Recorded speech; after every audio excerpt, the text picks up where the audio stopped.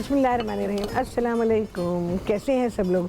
दुआ है कि अल्लाह करे कि आप सभी लोग बहुत खैरियत से हो। शुक्र है रब्बुल आलमीन का कि जी हम भी ठीक हैं अल्हम्दुलिल्लाह। अच्छा जी, क्या हो रहा है आज आप सभी लोग सीखने वाले शोरबे वाला सालन। लोगों ने कहा राहत आपने ट्रेंड डाला, आपने शुरू किए शोरबे वाले सालन और आपने इस सीज़न में बनाया ही नहीं, तो क्या करूँ भाई, मोहलत ही नहीं मिल रही थी। तो आज आप सभी लोग सीखने वाले गोश्त और टिंडों का शोरबे वाला सालन। और इसके अलावा रूह अफ़ज़ा है हमारे साथ। तो वैसे तो एक और चीज़ मुझे पकानी थी आप लोगों के लिए, लेकिन वो मैंने रहने दी। और यहाँ पर रूह अफ़ज़ा का बनेगा बेज़ल सीड रूह अफ़ज़ा। क्या है जी? ड्रिंक है जी। बेज़ल सीड उसमें डालेंगे हम, यानी तुख़्मे बालंगा, तुख़ मलंगा नहीं, तुख़्मे बालंगा। ठीक है जी। तो यहाँ पर मैंने क्या किया है, इसमें ऑयल डाला है और चॉप की भी प्याज, क्योंकि आपको पता है प्याज टाइम लेती है कि उसको अगर हम फ्राई करते हैं तो अपनी कंडीशन पे आने के लिए। तो यहाँ पर मैंने थोड़ा ऑयल डाल दिया और 2 से 3 प्याज जो है आप ले लीजिए और उसे चॉप करने, स्लाइस करने, जो आपको आसानी हो तो वो कर दीजिए। तो हमने चॉप कर दिया है यहाँ पे। अच्छा जी, आप सभी लोग कॉल कर सकते हैं, अपना मैसेज दे सकते हैं, अपनी फरमाइशें दे सकते हैं। कोई भी क्वेश्चन आपके माइंड में है तो ज़रूर पूछ सकते हैं। क्या क्या चीज़ें इसमें जाएंगी? सबसे पहले तो भाई टिंडे बता देते हैं। टिंडे मैंने यहाँ लिए हुए, ये देख सकते हैं, छोटे साइज़ के टिंडे हैं। टिंडे छोटे साइज़ के लिए बहुत अच्छे रहते हैं। और वैसे तो छोटे साइज़ के भी टिंडे बड़े पक्के निकलते हैं, उनमें से बड़े सख्त किस्म के बीज निकलते हैं। तो उन बीजों को, अगर बहुत सख्त बीज हैं और ग्रे से कलर के बीज हैं तो आप उनको निकाल दीजिए। अदरवाइज़ टिंडे बिल्कुल ऐसे होते हैं, देखें ऐसे कच्चे हैं बिल्कुल। ये देख सकते हैं आप, बेहतरीन, बहुत ही अच्छे। मेरे पास टिंडे निकले ऐसे जिनके बीज सख्त थे, तो वो मैंने बीज उनके निकाल दिए, तो उनको मैंने हॉलो कर दिया। अब बीज भी दिखा दूँ क्या? एक बीज नज़र आएगा, मैं दिखाती आपको, पर वो रह गया, फेंक गया सब। तो ये बीज निकाल दिए, तो ये हॉलो हो गया। तो कोई कोई होगा, सारे नहीं होंगे। तो फिर सारे अगर हॉलो हो गए तो बचा क्या? ठीक है ना। तो इसमें जो इस किस्म के टिंडे अगर निकल आएँ जो आपने ख़रीदे हैं और उसमें सख्त बीज हों, तो वो बीज निकाल दीजिएगा, क्योंकि वो बीज गलेंगे नहीं और सालन को ख़राब करेंगे। तो टिंडे इस तरह के हों, दरमियाने साइज़ के भी ले सकते हैं। मेरे पास छोटे साइज़ के, तो दरमियाने साइज़ के भी। अगर वो बड़े साइज़ के हैं, दरमियाने हैं और बिल्कुल ठीक हैं, इस तरह से हैं जैसे कि मैंने लिए हुए हैं, तो कोई मसला नहीं है। लेकिन अगर बड़े भी बिल्कुल पक्के निकल रहे हैं, छोटे भी निकल रहे हैं, तो कोई फ़र्क नहीं पड़ता, तो आप कोई से भी ले सकते हैं। ठीक है। अच्छा, यहाँ पर प्याज को सुनहरे से रंग का करूँगी मैं, ब्राउन बिल्कुल भी नहीं करना है।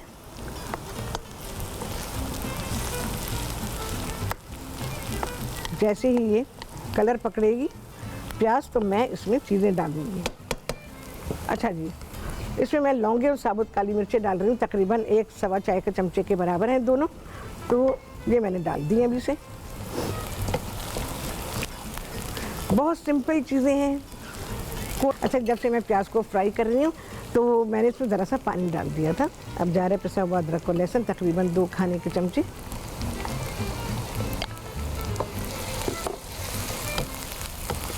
इसके अलावा मैंने इन्फ्यूज़ करके रखा हुआ यहाँ 1 चाय का चमचा हल्दी है और तकरीबन 1.5 से 2 चाय के चमचे इसमें हैं पिसी हुई लाल मिर्च और 1.5 खाने का चमचा इसमें है पिसा हुआ धनिया। इसको मैंने इन्फ्यूज़ कर दिया है। चलो भाई,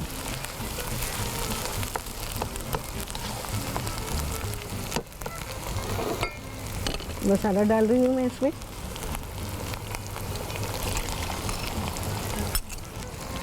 अच्छा जी, रेसिपी कार्ड चल रहा है, आप सभी लोग वहाँ से देख सकते हैं।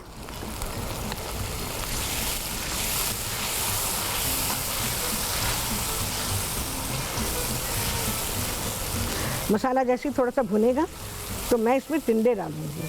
अच्छा, गोश्त क्योंकि पक्का हुआ है, गला हुआ है बिल्कुल, तो इसलिए गोश्त को हम पहले नहीं डालेंगे। पहले डाल सकते हैं, कोई मसला नहीं है, लेकिन मैं पहले टिंडे डाल दूँगी। और यहाँ टमाटर मेरे पक रहे हैं। आज हमारे पास टमाटर पके हुए नहीं थे और प्यूरी भी नहीं रखी हुई थी, तो यहाँ पर ये टमाटर पक रहे हैं। इनको मैंने क्या किया, इनका हमने छिलका उतार दिया, ब्लांच किया इसको, और उसके बाद इसको पकाने के लिए रख दिया है। तो ये तरीका तो मैंने आप लोगों को सिखाया हुआ है कि पके हुए टमाटरों को आप किस तरह से इस्तेमाल करेंगे या टमाटर से पकाएंगे। इसको ज़्यादा देर पका लीजिए और इसको प्यूरी कर लीजिए, तो आपकी तैयार हो जाती है ये, और उसको आप फ्रीज़ कर सकते हैं। बड़ी आसानी हो जाती है अगर प्यूरी आपके पास फ्रीज़ की रखी है, या टमाटर पके हुए रखे हैं या टमाटरों को आपने कच्चा ही ऐसे ही फ्रीज़ कर दिया है, तो मैंने आप लोगों को ये सिखाया हुआ है कि टमाटर फ्रीज़ कर देने के बाद बहुत ही आसानी हो जाती है। और फ्रीज़ टमाटरों का छिलका इतने आराम से उतरता है, आप यकीन जाने। बस छिलका उतारें फ्रीज़ किए हुए टमाटर का और उस पर कट लगा दें। जब फ्रीज़ करने वाले हों तो फिर आप उसमें ऊपर नीचे दोनों तरफ क्रॉस का कट लगा दीजिए और उसे फ्रीज़ कर दीजिए, या फिर दो दो हिस्सों में टुकड़े करके और फ्रीज़ कर दें। जब आपको ज़रूरत हो उसको निकालें। और फ्रीज़ हुए हुए टमाटर ज़रा सी देर में हवा लगती है, फ़ौरन ही उसका छिलका नरम हो जाता है और आप बड़े आराम से छिलका उसका उतार सकते हैं। चलें जी, टिंडे डालेंगे। अच्छा, आपकी मर्ज़ी है कि कितने टिंडे आपको पसंद हैं, उस हिसाब से डाल सकते हैं। मैं मे भी सारे ना डालूँ क्योंकि सारे मेरा ख्याल है ज़्यादा हो जाएंगे। आई गेस टिंडे मुझे बहुत पसंद हैं।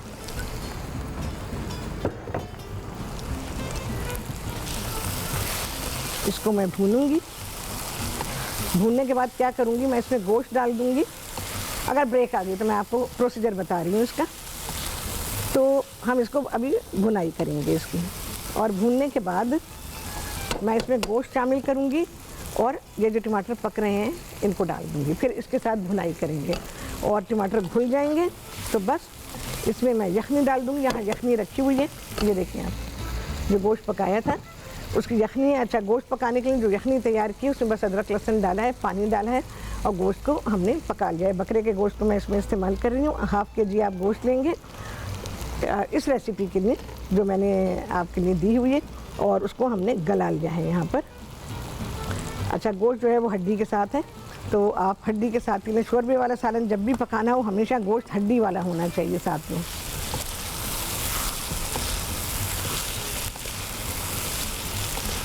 और मैंने कंडीशन आपको बता दी है इसकी टिंडों की। बड़ी ही अच्छी सब्ज़ी है, मौसम की सब्ज़ी है, तो ये ज़रूर पकाएं आप। और जैसे लौकी है, टिंडा है, तुरई है, ये सब्ज़ियाँ बहुत ही फ़ायदेमंद हैं, बहुत हल्की होती हैं और कैलोरीज़ में ज़्यादा नहीं होती हैं। इनका शोरबा बहुत अच्छा बनता है, तो ये किसी के लिए भी नुकसानदेह नहीं है। क्या बात है जी, मेरे हिसाब से आँच नहीं है। अच्छा जी, मैं अब इसमें शामिल करूंगी गोश्त। टमाटर अभी पक ही रहे हैं। टमाटर आपको पता है, मैं पहले आप लोगों को बता चुकी हूँ कि जब मैं प्यूरी जब भी बनाती हूँ, कब से बनाती हूँ मैं, खैर जब टीवी शो नहीं करती थी मैं घर के लिए तब भी करके रखती थी, तो घंटों में पकते हैं टमाटर, यकीन जाने। बस हल्की आँच पे पड़े रहते हैं, पकते रहते हैं। आजकल तो टमाटर अच्छे आ रहे हैं, तो जूसी टमाटर हैं। अगर ड्राई टमाटर हैं तो फिर आप उसमें पानी डालें।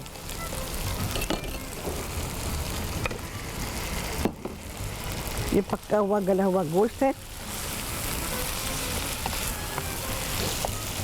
सब्ज़ी आप गोश्त में थोड़ी ज़्यादा डालें, बेहतर रहता है, वो खाना बेहतर होता है। चलो जी, नमक पाएंगे थोड़ा सा।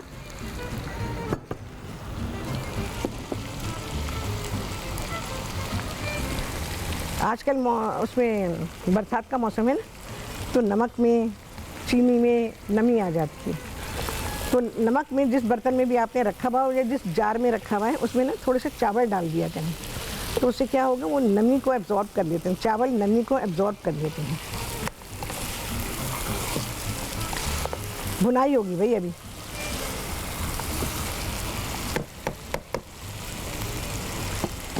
मेरे हिसाब से गरमाई नहीं है भाई, मुझे गरमाई चाहिए इसमें।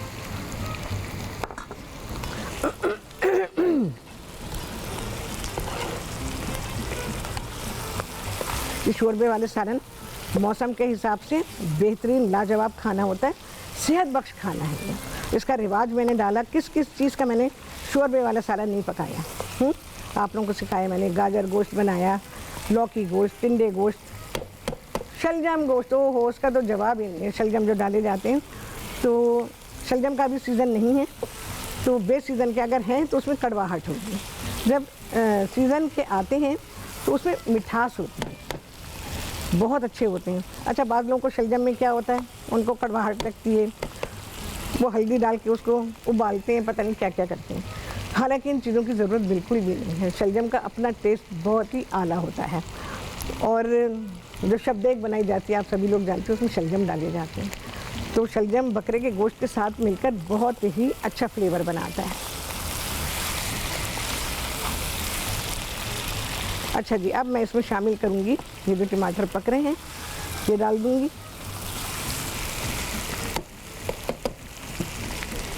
जितने भी गले हों भाई, अब क्या करें। ये 4 टमाटर थे, दरमियाने साइज़ के 4 टमाटर। टमाटर बड़े अच्छे आ रहे हैं, हमारे पास इतने अच्छे नहीं आए, बहुत खूबसूरत रंग के टमाटर आ रहे हैं। तो चाहे अगर क्या दाम के हैं पता नहीं, मुझे राहत को नहीं पता भाई, क्योंकि मैं ख़रीदारी नहीं करती इसलिए मुझे पता नहीं है। तो अगर जब भी इसके दाम कम हो जाएं तो आप इन्हें फ्रीज़ करें। सबसे बड़ी बात क्या होती है कि जब आप खाना पकाने के लिए खड़े होते हैं तो आपको आपकी चीज़ तैयार मिल जाती है, भुनाई कर रही है। ठीक है जी। अच्छा जी, अब जा रही है इसमें यखनी,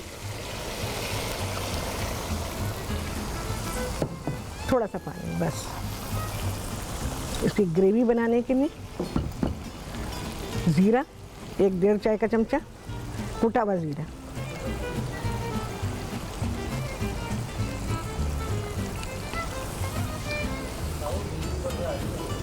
चलो भाई, जोश आ जाएगा, जोश आने के बाद ये गया दम पे। ठीक है जी, इसमें जाएगा पुदीना और हरी मिर्चें। बस डन डन डन, फिनिश। हाँ, अदरक, थोड़ी सी अदरक जा रही है भाई।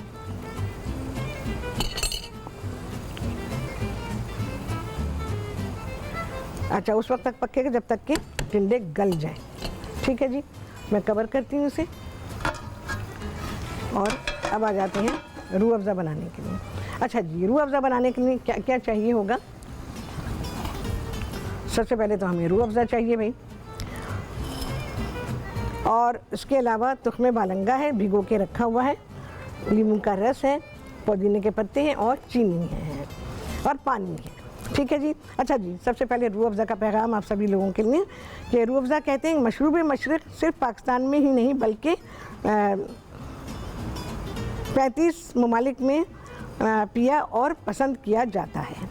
तो मशरूब मशरक़ रूह अफ़ज़ा सिर्फ पाकिस्तान में ही नहीं बल्कि 35 ममालिक में पिया और पसंद किया जाता है। ठीक है जी।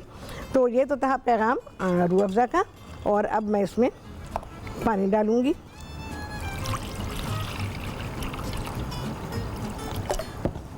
रूह अफ़ज़ा डालेंगे, बल्कि चीनी डाल देते हैं। इसे डिज़ोल्व करना है।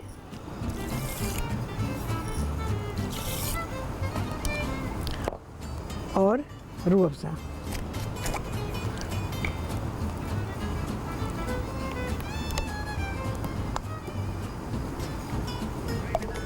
चलो इसको मैं कम कर रही हूँ। अब डिज़ोल्व करूँगी मैं इसे। सारी चीज़ें डाल के भी कर सकते हैं। नींबू का रस और तुख्मे बालंगा। अच्छा, तुख्मे बालंगा को भिगो के रखें, भिगो के उसी वक्त इस्तेमाल ना करें, कुछ देर इसको रखा रहने दें, तो ये बहुत ही अच्छा फूल जाता है।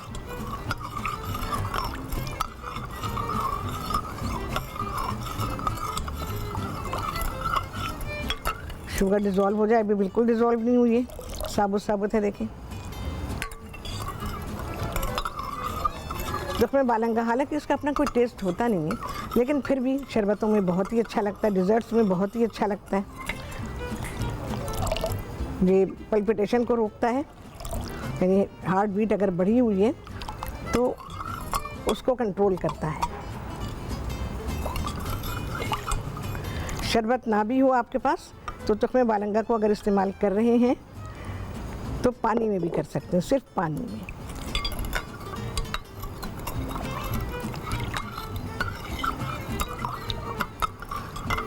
चलो जी, ये हो गया है। मुझे गिलास दे दें।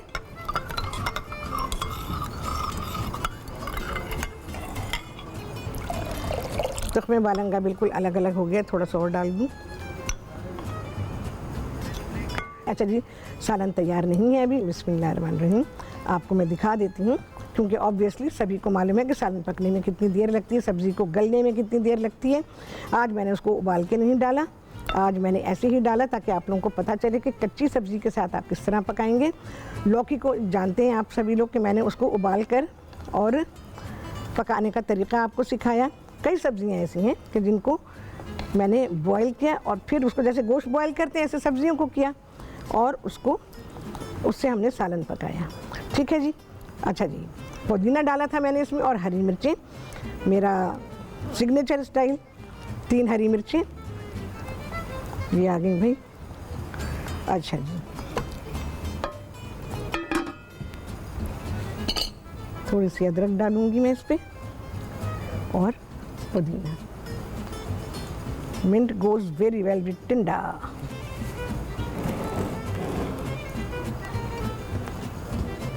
देखें जी, ठीक है।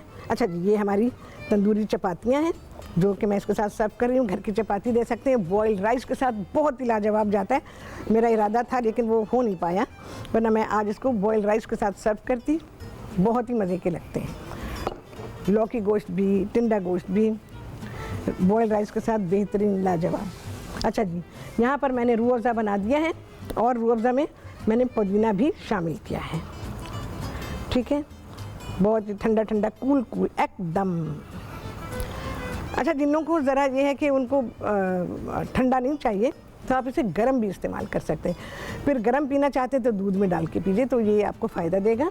और बर्फ़ से अगर कोई नुकसान है या नहीं पीना चाहते हैं तो फिर इस तरह से पीजिए। सादे पानी में भी आप रूह अफ़ज़ा पी सकते हैं। सारी चीज़ें यही डालें, पानी सादा रखें, बस हो गया आपका। और बाकी वैसे मैंने, क्योंकि आपको पता है कि जब मैं बेवरेजेस देती हूँ और ठंडे बेवरेजेस होते हैं तो उसे मैं बर्फ़ के साथ देती हूँ और ढेर सारी ठीक ठाक बर्फ़ डाल के देती हूँ। तो हमने ठीक ठाक बर्फ़ इसमें डाली हुई है और इसको बहुत ही ठंडा और लजीज बनाया हुआ है। तो क्या क्या चीज़ें गई हैं इसमें? रूह अफ़ज़ा है, पानी है, चीनी है, इसके अलावा थोड़ा सा नींबू का रस है और पुदीने के पत्ते, तुख़्मे बालंगा।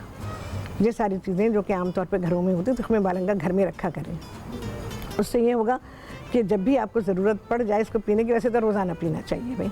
कोई भी चीज़ हम करते हैं उसका फ़ायदा अगर उठाना है तो उसे रोज़ाना करना पड़ता है, रोज़ाना आपको इस्तेमाल में लाना पड़ता है, तब जाके इससे फ़ायदा होता है। तुख़्मे बालंगा आज पी लेंगे, फिर पता नहीं कब याद आएगा तो तब पिएंगे, तो फ़ायदा थोड़ी होगा आपको। उस वक्त तो आपने टेस्ट के लिए पी लिया। तो इसका इस्तेमाल रोज़ाना रखें। आजकल गर्मियाँ हैं, स्वेटिंग बहुत होती है, तो ये तुख़्मे बालंगा बहुत ही फ़ायदा देता है। जैसे मैंने आपसे कहा कि ये हार्ट के लिए बहुत अच्छा होता है। तो जो कार्डियक पेशेंट्स हैं उनके लिए तो रोज़ाना इसका इंतज़ाम होना चाहिए, चाहे पानी में ही डाल के दें। हाँ जी, कितने लगे हैं चांद कच्चे सालन पे? फिर भी लगे हैं चांद। कितने लगे हैं चांद आप सभी लोगों ने गिना होगा। आपसे होने वाली मुलाकात अगले प्रोग्राम में बहुत ही आला रेसिपी के साथ इंशाअल्लाह अज़ीज़। अल्लाह हाफ़िज़।